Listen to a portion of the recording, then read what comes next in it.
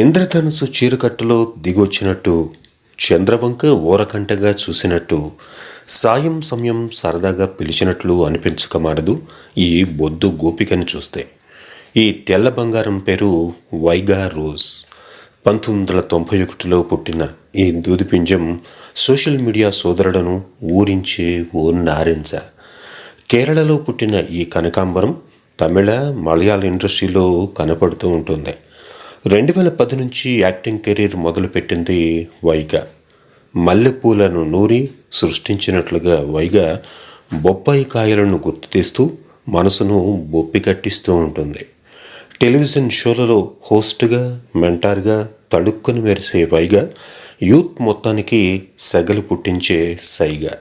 Social మీడియాలో యాక్టివ్గా ఉండే వైగాకు ఫాలోవర్స్ కూడా గట్టిగానే ఉన్నారు.